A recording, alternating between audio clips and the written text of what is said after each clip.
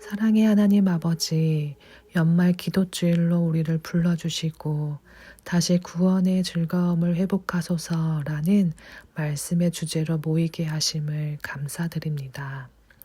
오늘의 주제처럼 다시 믿음으로 구원을 향해 힘있게 나아가게 하시고 우리의 마음을 성령으로 새롭게 하셔서 구원의 기쁨을 회복하는 은혜의 시간을 누리게 하여 주옵소서. 말씀을 전하시는 박정규 목사님께 성령의 능력을 더하셔서 준비된 말씀이 우리의 삶 깊은 곳에 뿌리 내리게 하시며 주님의 손을 다시 굳게 붙잡는 시간이 되게 해주세요. 이 예배 가운데 오직 주님만 바라보게 하시고 우리의 마음과 우리의 시선을 주님께로 모이게 해주세요. 우리의 구주 되신 예수 그리스도의 이름으로 기도드립니다. 아멘. 안녕하십니까. 전국에 계신 재림성도 여러분. 기도주일 마지막 날입니다. 이번 한 주 다시 주님께 한 발자국 더 나아가는 시간이 되었기를 기도합니다.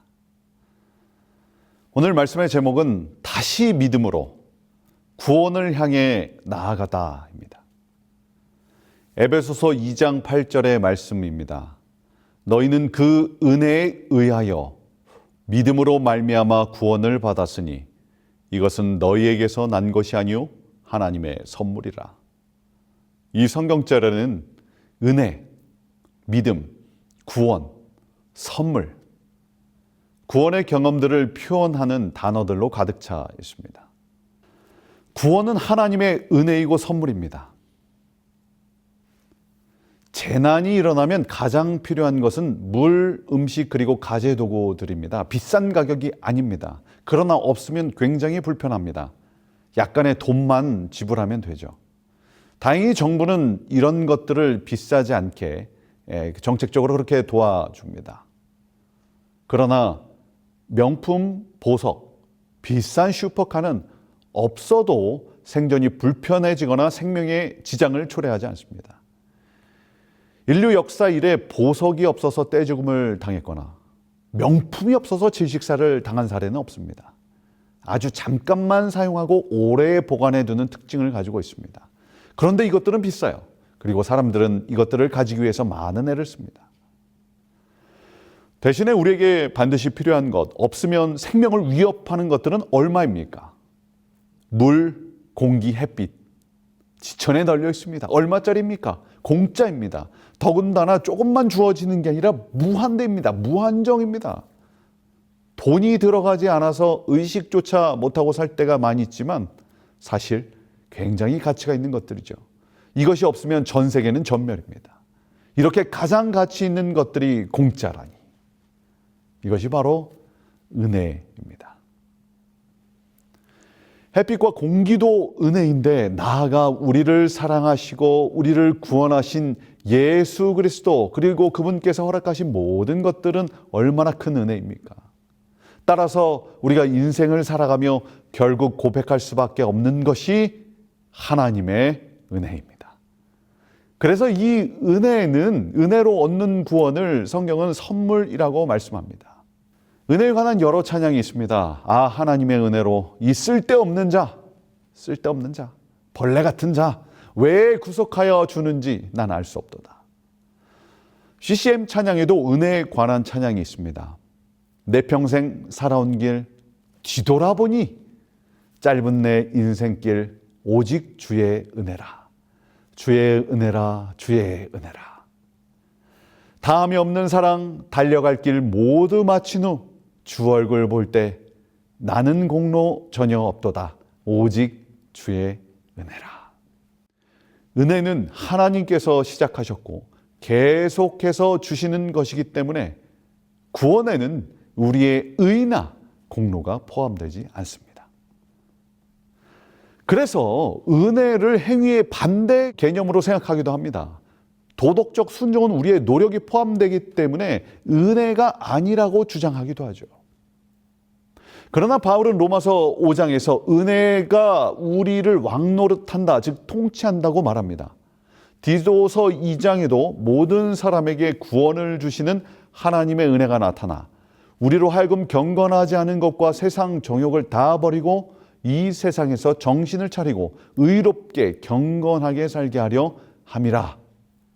즉 하나님의 은혜는 우리를 변화시키고 다스리고 가르치며 하나님의 자녀답게 살아가도록 이끄는 능력인 것이죠.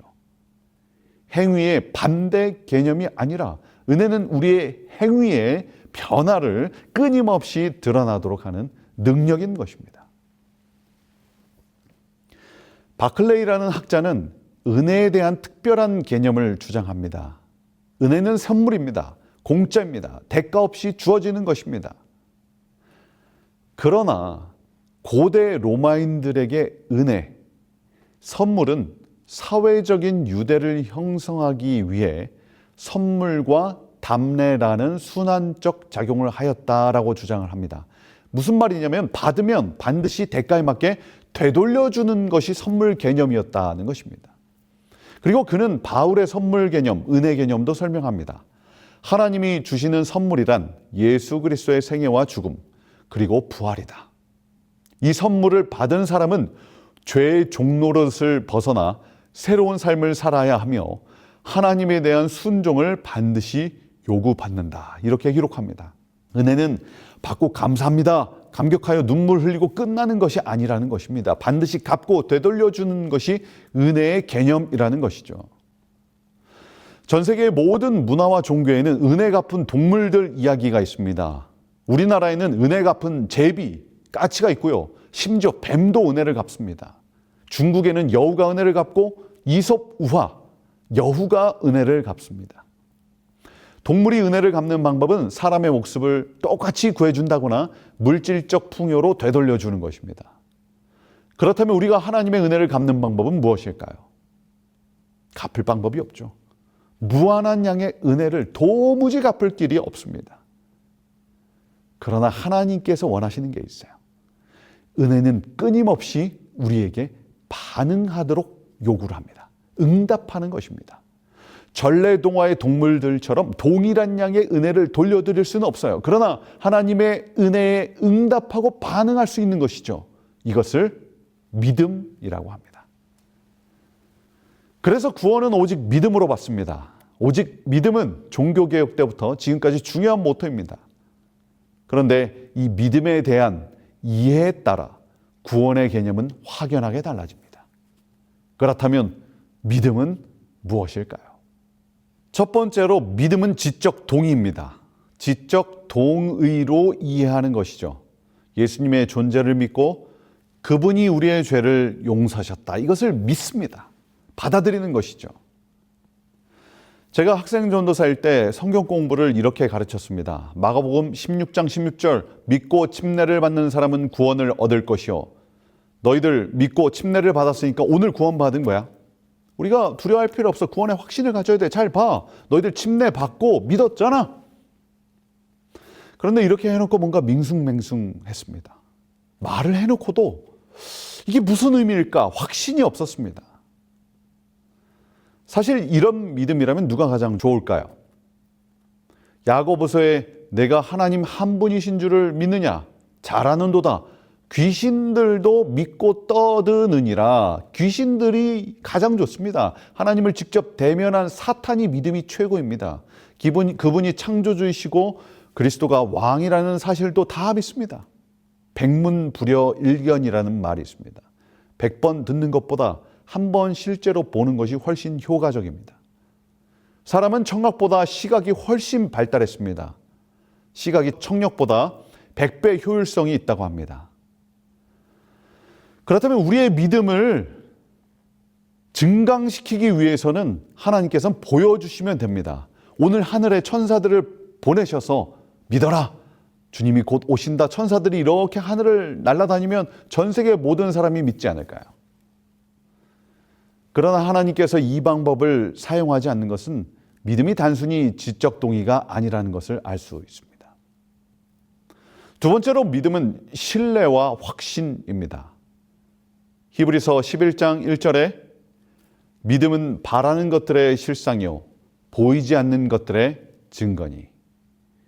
인간의 두려움은 대부분 미래에 관한 것입니다. 미래가 불확실하기 때문에 두렵습니다. 무서워합니다. 믿음은 두려운 미래를 하나님의 약속으로 붙드는 것입니다. 신뢰하는 것입니다. 보이지 않는 하나님의 존재와 역사하심을 확신하는 것입니다. 그래서 화이트 부인도 믿음은 하나님을 신뢰하는 것이다, 이렇게 기록했습니다. 화이트 여사의 인생에는 여러 위기가 있었습니다. 그 중에 하나가 1953년입니다. 로체스터라는 도시에서 출판 사업을 시작했습니다. 재림교회가 생겨나기 전 공식적인 복음 사업의 첫 시작이었습니다. 그해 겨울에 미시간주에 선교 여행을 하고 돌아왔는데 심장이 너무 아픈 것이었어요. 누우면 숨을 쉴 수가 없었고 밤새 앉은 자세로 잠을 청했습니다. 왼쪽 눈꺼풀이 부어올라서 눈이 잘 보이지 않았어요. 의사는요, 뇌졸중으로 시한부 선고를 했습니다. 3주 동안 중풍이 와서 혀가 마비되었고 말을 하지 못하고 옆구리에 냉기와 마비가 왔습니다. 그리고 또 하나, 당시에 화이트 여사의 글을 외부로 출판하지 않던 시기였습니다. 꿈과 계시가 거의 사라지던 시기였습니다. 그때 화이트는 이렇게 고백합니다. 나는 죽어가고 있다고 생각했다. 나는 너무나도 허약해졌으므로 음성을 내어 기도할 수 없었다. 나의 모습은 주변에 있는 사람들의 믿음을 약화시키는 것처럼 보였다.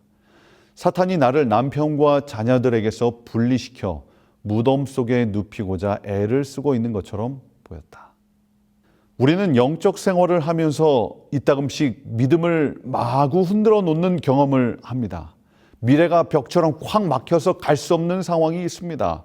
사람과의 관계 속에서 깊은 상처를 입을 수도 있습니다. 시험에 떨어지고 사업에 실패할 수 있습니다. 경제적인 문제로 잠을 자지 못할 수 있습니다. 뜻하지 않은 사고와 질병으로 모든 것이 무너지는 상황이 찾아올 수 있습니다.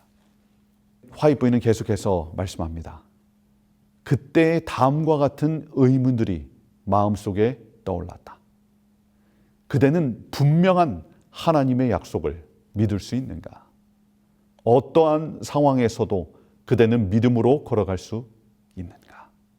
이때 필요한 것이 그냥 전진하는 것입니다. 버티는 것입니다. 그냥 걷는 것이에요. 그냥입니다. 이 시기에는 앞이 보이지 않기 때문에 그냥 무릎 꿇고 기도하는 것입니다. 김연아 선수의 명언이 있습니다. 방송에서 기자가 묻습니다. 스트레칭 할 때 무슨 생각을 하세요? 그랬더니 웃으면서 무슨 생각을 해요? 그냥 하는 거지. 그래서 이 그냥 하는 거지가 굉장한 명언이 되었습니다. 우리의 삶이 마구 흔들리고 부서질 때 그냥 머리를 쳐박고 그냥 기도할 수밖에 없습니다. 그게 믿음일 때가 있습니다. 화이트 부인은 기록했습니다. 믿음은 되살아났다. 나는 남편에게 내가 회복될 것을 믿습니다. 라고 속삭였다. 그는 나 역시 그렇게 믿습니다. 라고 대답했다. 나는 고통이 제거되지 않은 채 그 밤을 새웠다. 그러나 나는 하나님의 약속을 굳게 믿었다. 나는 잠을 잘 수가 없었다. 그럴지라도 말 없는 기도를 계속했다. 그러던 중 날이 새기 직전에 나는 잠이 들어버렸다. 나는 완전히 고통에서 해방된 채 해 뜰 무렵에 일어났다. 가슴을 누르고 있던 압박은 사라졌다. 나는 너무나도 기뻤다. 자고 있는 동안에 하나님의 천사가 나를 만져준 것처럼 느껴졌다. 나는 감사의 마음으로 충만해져서 입술로 하나님을 찬양했다. 하나님을 신뢰하는 경험은 증표가 보여서가 아닙니다. 확실한 증거가 눈에 있기 때문이 아닙니다. 보이지 않고 암담하고 좌절되는 그 순간을 기도로 버티며 전진할 때, 그냥 전진할 때에 주어지는 기쁨과 평화입니다. 세상을 이기는 믿음이란 어떤 믿음인가? 그것은 그리스도를 자기 자신의 개인의 구주로 삼는 믿음이다. 그런 믿음은 자신의 무력함을 인정하고 자신이 자기를 구원할 수 없음을 고백하며 그대의 유일한 소망이시며 구원하시기에 능하신 크신 조력자를 붙잡는 믿음이다. 우리 성도님들 중에 누군가 어두운 터널에 갇혀 있다면 그리스도를 믿음으로 붙잡으시길 간절히 기도합니다. 그리고 믿음으로 다시 일어나 그 어둠을 뚫고 나오게 되길 소망합니다. 세 번째로 순종을 가져오는 믿음입니다. 신뢰를 지속하는 믿음입니다. 매튜 베이츠라는 학자는 믿음을 충성, 로얄티 이렇게 번역하고 설명합니다. 믿음으로 구원받는다라고 말할 때 믿음은 도구적입니다. 믿음 역시도 하나님의 선물입니다. 그러나 분명히 믿음은 인간의 반응이고 인간적 요소가 포함됩니다. 그래서 이상하게도 실전적인 권면에서는 믿음이 성장해야 하고 강한 믿음을 가져야 한다 이렇게 설교하고 가르칩니다. 그러나 구원론의 이 도식에서는 믿음을 최소화시켜요. 왜냐하면 인간적 요소가 포함되기 때문이에요. 믿음으로 구원을 받는다 이 말은 인간적 요소가 포함되기 때문에 최고로 줄이고 이것은 행위로 얻는 구원, 율법주의가 되기 때문에 믿음을 작게 그렇게 설명합니다. 어떤 교수님도 이렇게 설명합니다. 믿음으로 구원을 받습니다. 이렇게 말하면 성도들은 아멘 대답합니다. 그 다음에 그런데 진정한 믿음이란 살아있는 믿음이어야 합니다 하면 또 성도들은 아멘 합니다. 그리고 살아있는 믿음은 행함이 따라오는 믿음입니다. 그러면 또 아멘 합니다. 그러면 우리가 행함이 따라오는 믿음으로 구원을 받는 거네요? 이렇게 질문을 하면 아멘 소리가 반으로 줄어듭니다. 그리고 마지막으로 그럼 행함이 없으면 결국 구원을 못 받는 거네요? 이렇게 질문하면 대부분 침묵했다. 그렇게 설명을 합니다. 그래서 구원의 도식에서 믿음은 지적 동의로 최소화시킵니다. 또한 신뢰의 의미로 제한시켜요. 그런데 베이츠는 이 믿음을 충성으로 해석하죠. 그러면 그 말에는 순종, 행함, 성화가 다 포함되는 것입니다. 그래서 믿음을 최소화시키는 이 그룹에서는 이러한 해석을 율법주의다, 행함으로 얻는 구원이다 그렇게 비판을 하는 것입니다. 그런데 지적 동의도 인간의 반응이고 아무리 줄여도 인간의 속성이 포함됩니다. 신뢰도 인간의 반응이에요. 충성, 내 행함도 그것은 내 행위가 아니라 행위의 의가 아니라 은혜에 대한 반응입니다. 이것을 분수로 표현해 봤습니다. 은혜를 분모에 넣습니다. 은혜가 무한대입니다. 하나님의 은혜의 크기는 우리가 가늠할 수 없습니다. 그렇다면 밑에가 분모가 무한대라면 분자는 무엇이 되든 다 무엇입니까? 그 귀결은 0입니다. 그것이 지적 동의건 신뢰이건 충성이건 큰 차이가 없는 것입니다. 분모가 무한대이면 위에 어떤 수가 나와도 다 0입니다. 우리는 율법주의 행함 구원이 무서워 너무 소극적 믿음만을 강조한 것 같습니다. 주 예수를 믿으라. 그리하면 너와 내 집이 구원을 얻으리라. 받으리라. 이 말은 바울과 실라가 선교 여행 중에 간수에게 한 말입니다. 로마 제국에서는 황제가 신이었습니다. 그래서 황제는 주, 구원자라는 용어를 선호했어요. 황제의 상 앞에 제사를 올리며 황제가 주님이십니다. 이렇게 사람들은 말했습니다. 그런 시대에 예수가 주님이십니다. 라는 것은 명백한 반역죄였습니다. 따라서 로마 식민지였던 빌립보 간수에게 주 예수를 믿으라 라는 이 말은 충성의 대상을 황제에서 예수로 바꾸라는 의미였습니다. 주 예수께 충성하라. 그리하면 너와 내 집이 구원을 얻으리라. 이 말씀에 간수와 그의 가족들은 종교를 선택한 것이 아니라 목숨을 걸고 황제를, 나라를 바꾼 것입니다. 그것이 그들의 믿음이었고 충성이었던 것입니다.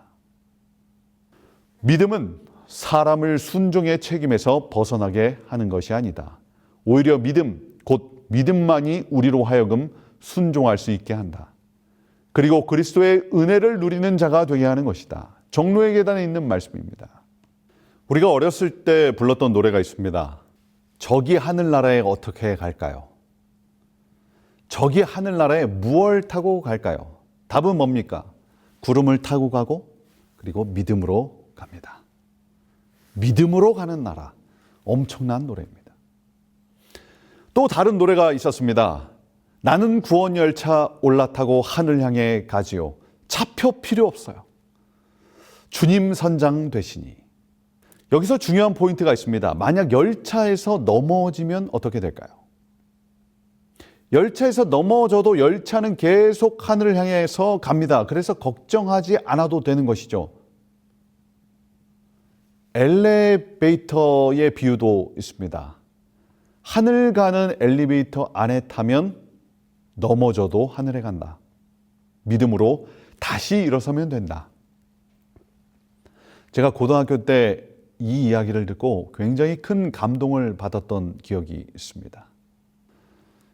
그러나 이 노래들이 담고 있지 못한 것은 무엇입니까? 우리의 충성된 삶, 순종의 열매에 대해서는 말하지 않습니다. 죄로 인하여 애통하는 심령과 회개의 삶에 대해서는 침묵합니다. 열차에서 뛰어내릴 가능성도 있습니다. 열차장이신 예수님 말씀 안 듣고 내 맘대로 하겠습니다 하면 그래도 천국 열차 타고 계속 가는 게 아니라 내려야 합니다. 엘리베이터를 타고 가다가 중간에 버튼 누르고 쇼핑몰로 갈 수도 있어요. 즉 우리의 많은 가르침들이 구원의 이론과 순종의 삶을 분리시킵니다. 구원과 실제로 순종하는 삶이 반대로 되는 경우가 많은 것입니다. 신약 성경의 구원이라는 말은 흔한 일상 용어였습니다. 무엇으로부터 벗어나는 것, 그것이 바로 구원이었죠. 성경에는 여러 그림 언어들을 통해 구원을 설명합니다. 양자가 되는 것, 하나님과 화해하는 것, 그리고 칭의를 얻는 것, 병이 낫는 것, 갇힌 것에서의 구출 등 여러 가지 이야기가 있습니다. 그럼에도 본질적인 구원은 하나님 나라에 들어가는 것이에요. 하나님 나라에 속하는 것입니다. 그래서 예수님께서 이 땅에 오셔서 외친 첫 기별도 무엇입니까? 회개하라, 천국이 가까웠다. 하나님 나라 천국에 관한 이야기입니다. 그리고 예수님은 하나님의 나라가 이미 임했다고 말씀하십니다. 그러나 내가 하나님의 성령을 힘입어 귀신을 쫓아내는 것이면 하나님의 나라가 이미 너희에게 임하였느니라. 우리가 예수님을 믿고 하나님의 통치권 안에 있을 때 이미 구원받았음을 선포합니다. 이미 구원이 시작된 것이죠. 그러나 성경의 상당 부분은 구원을 미래적으로 표현한다는 것입니다. 이미 이루어진 하나님 나라로 끝나는 것이 아니라 앞으로 다가올 하나님 나라를 향해 걸어가야 하는 것입니다. 히브리 민족들이 출애굽했습니다. 구원받았습니다. 이집트로부터 나왔어요. 그러나 궁극적 구원은 가나안 땅, 약속의 땅에 들어가야 완성됩니다. 마찬가지로 우리의 구원도 이미 시작했지만 그리스도께서 다시 오셔야 그 나라가 온전하게 완성되어야 끝나는 것입니다. 그래서 빌립보서 3장은 말씀합니다. 내가 이미 얻었다 함도 아니요 온전히 이루었다 함도 아니라 오직 내가 그리스도 예수께 잡힌 바 된 그것을 잡으려고 달려가노라. 14절입니다. 표대를 향하여 그리스도 예수 안에서 하나님이 위에서 부르신 부름의 상을 위하여 달려가노라. 구원은 끊임없이 달려가는 것입니다. 내가 길이요 진리요 생명이신 그리스도를 따라가는 것입니다. 그리스도와 함께 가는 것입니다. 이 길에서 하나님께서 우리에게 요구하시는 것이 바로 믿음이요 충성인 것입니다. 이미 얻은 구원과 이루어질 구원 사이에서 우리는 믿음으로 전진해야 하는 것입니다. 마태복음 25장 21절입니다. 그 주인이 이르되 잘하였도다 착하고 충성된 종아 내가 작은 일에 충성하였음에 내가 많은 것을 내게 맡기리니 내 주인의 즐거움에 참여할지어다 하고 청지기의 비유에 나타난 주인의 선언입니다. 착하고 선하고 충성된 종. 이 표현은 믿음과 같은 어원인 피스티스입니다. 충성하였음에 이것은 뭐냐면 믿었음에 신실하고 믿음 있는 충성된 종을 표현합니다. 어제 심판 이야기에서도 심판은 행함으로 이루어진다고 말씀을 드렸습니다. 마태복음 25장의 배경은 종말적 심판입니다. 그 이야기에서 열 처녀가 등장하고 청지기가 등장합니다. 그리고 양과 염소의 비유가 나옵니다. 하나님께서 요구하시는 것은 무엇입니까? 본문은 신실함, 성실함, 충성, 순종의 열매에 대해서 강조합니다. 하나님께서 이것들을 요구하시는 것이 왜 율법주의입니까? 우리는 종종 우리의 사명과 구원을 분리시킵니다. 구원은 그분을 닮는 것이에요. 그분을 따르는 것입니다. 왕의 명령에 즐거이 순종하는 삶입니다. 이것은 율법주의와 달라요. 이것은 행함으로 얻는 구원과는 전혀 달라요. 이것은 죽도록 충성하는 것입니다. 그러한 자들에게 이미 하나님 나라가 임했고 다가올 나라에도 그 나라에 속한다고 예수님은 약속하시는 것입니다. 죽도록 충성하라. 그리하면 내가 생명의 관을 너에게 주리라. 생명의 멸관은 죽도록 충성할 때 주어집니다. 죽도록 믿을 때, 하나님의 말씀에 순종할 때 주어지는 것입니다.